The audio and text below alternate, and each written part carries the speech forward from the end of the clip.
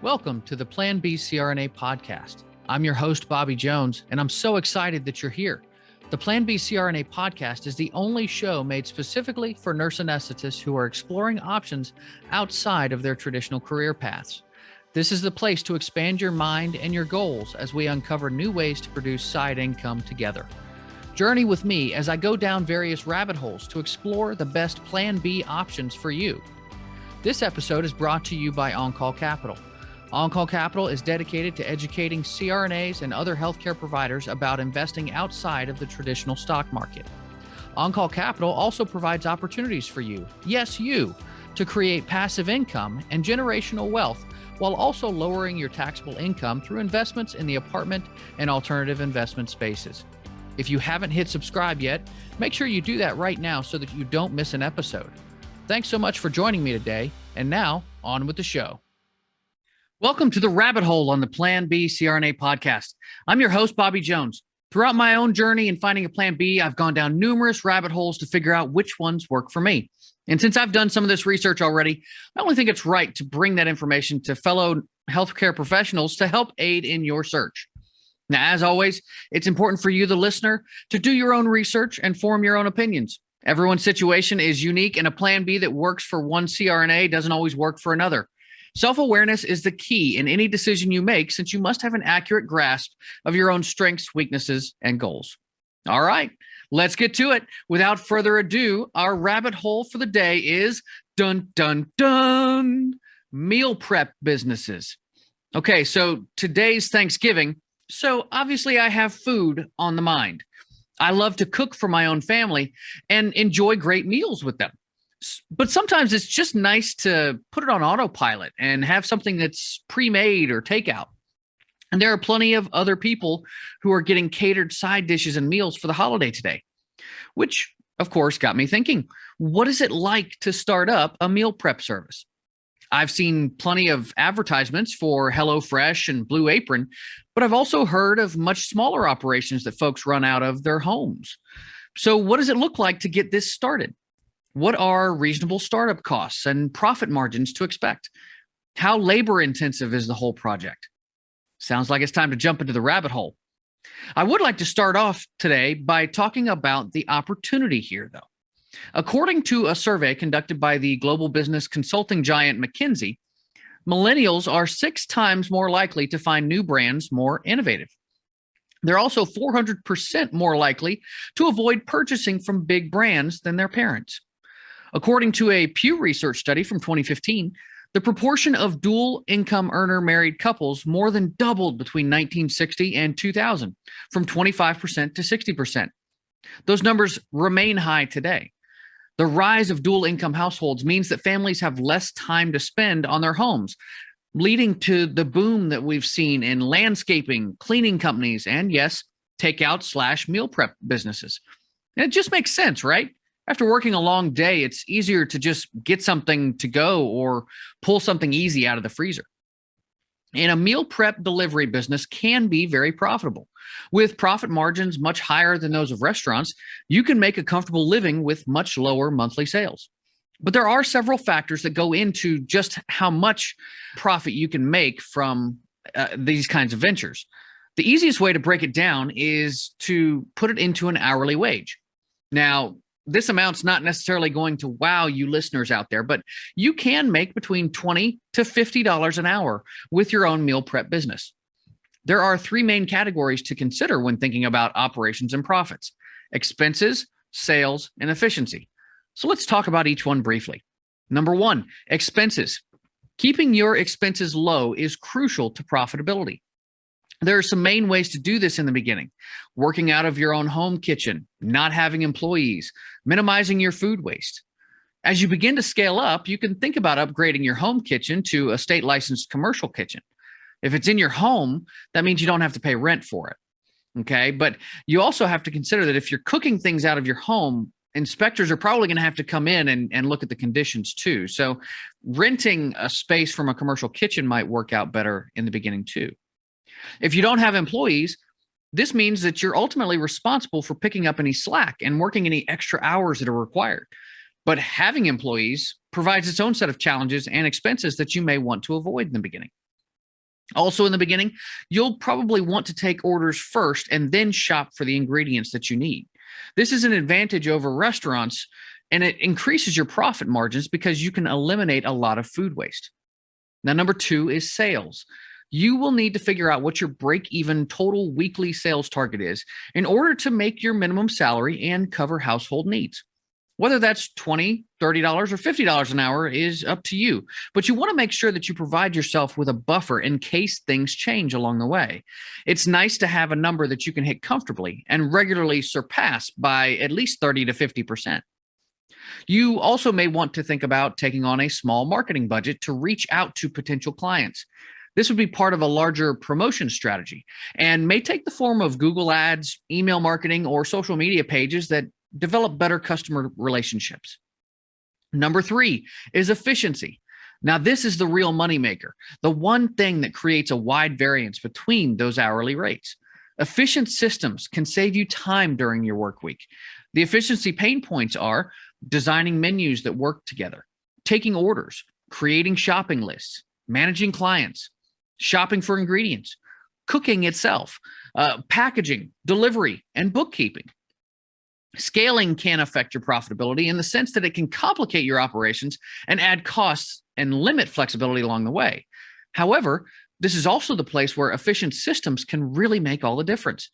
Sure, you'll have to increase sales as you scale up to make up for those added expenses, but you may be able to design things so that you have employees doing most of the cooking and delivery while you focus solely on running the business.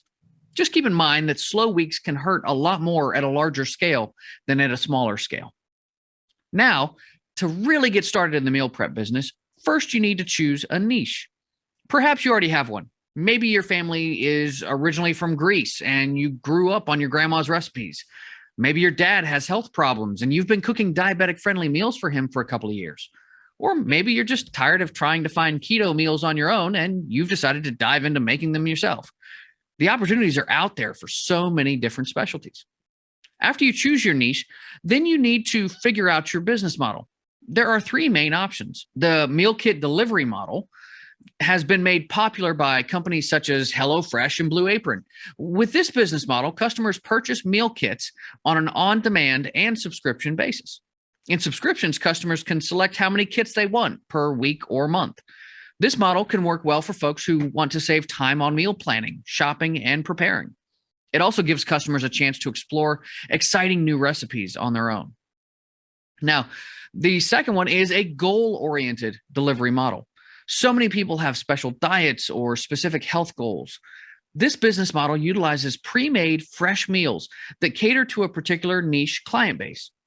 Some samples of goal-oriented meals for customers are diabetic-friendly meals, gluten-free meals, low-sodium meals, low-fiber meals, low uric acid meals, vegan meals, and the list goes on and on. You can also get into the fitness realm with lean protein meals, high-carb meals, and the like. Companies like Magic Kitchen and Fresh and Lean have centered their businesses on the goal-oriented delivery model. And many of these meals require a longer prep time and more expense for daily consumption. Customers can subscribe to week or month-long deliveries, which tend to be more affordable than one-time orders.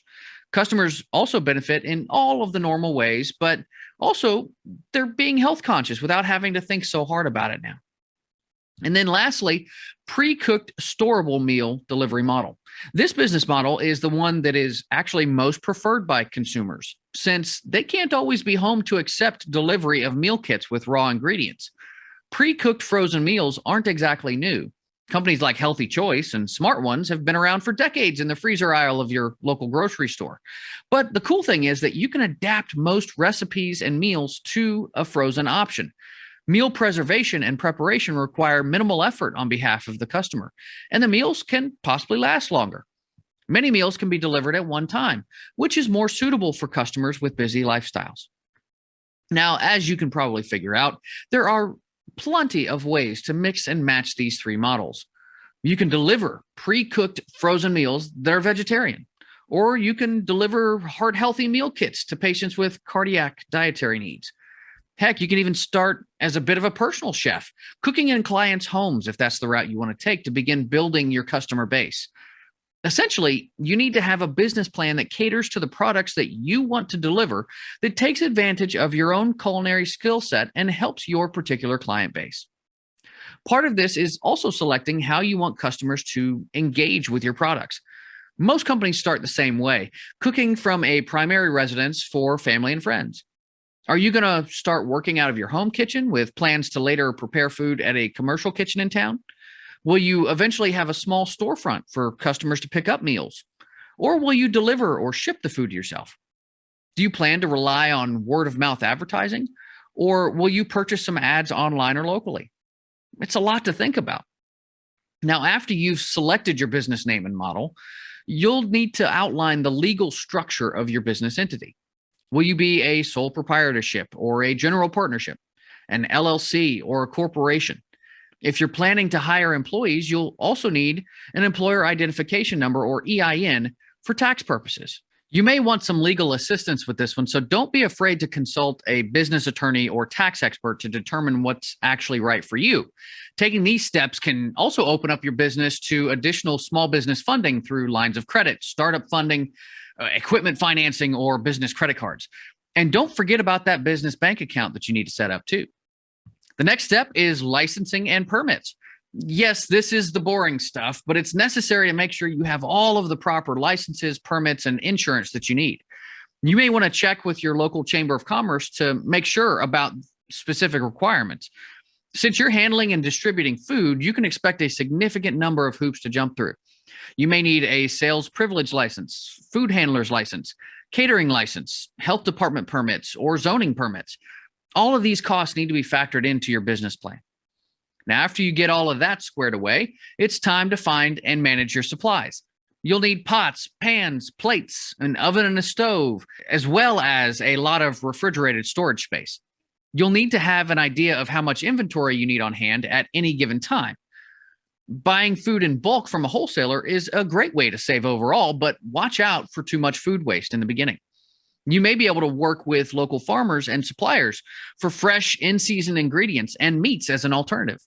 If you're shipping meals, you'll need packaging and shipping materials as well. Now, you're probably thinking at this point, okay, but how much is this going to cost me? Well, you can start your own meal prep business for as little as $1,000 or as much as low six figures. But the true costs are likely going to be somewhere in between that. Most of the figures that I've seen are between $5,000 to $25,000. Now, renting a kitchen space from a commercial kitchen is actually the most cost-effective move in the beginning.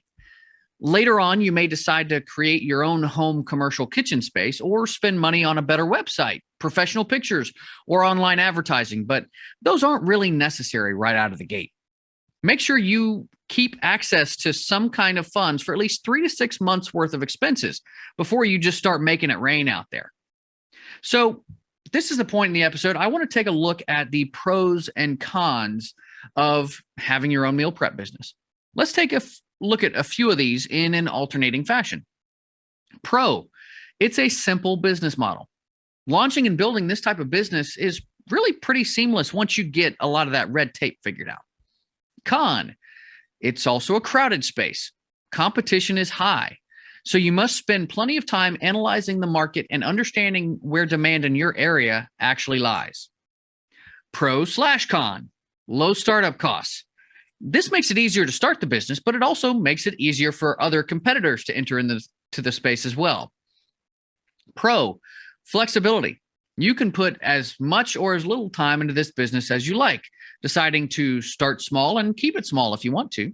You can design your business to work around the other busy parts of your life.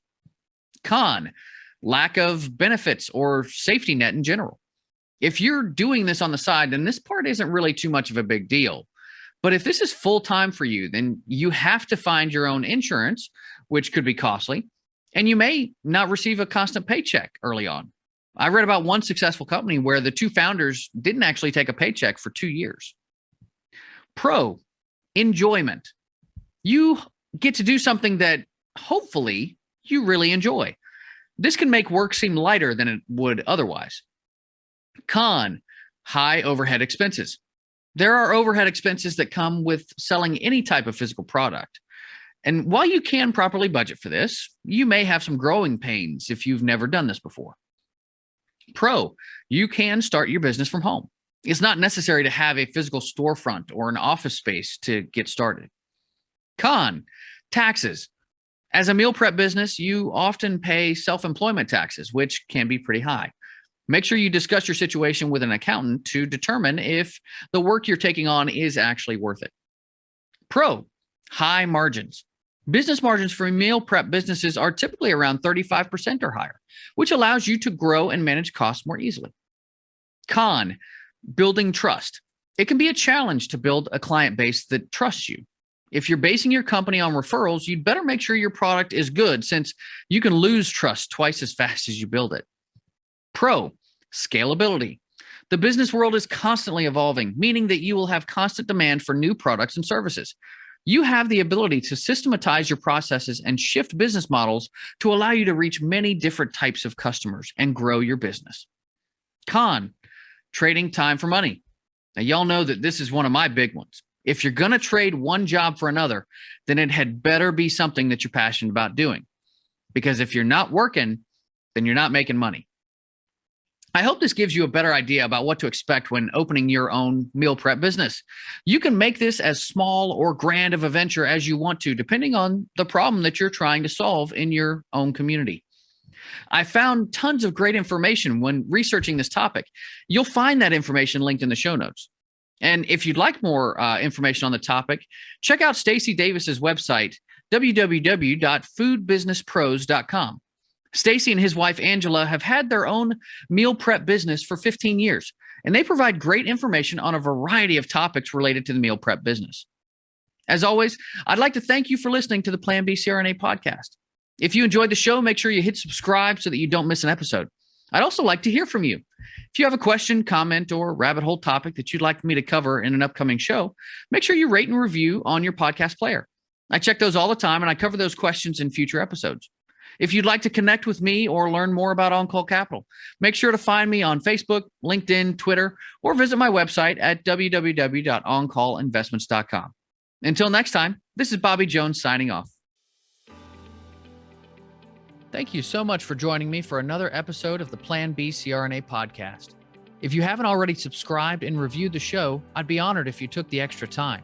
It really helps to expand our reach and get the word out about the show.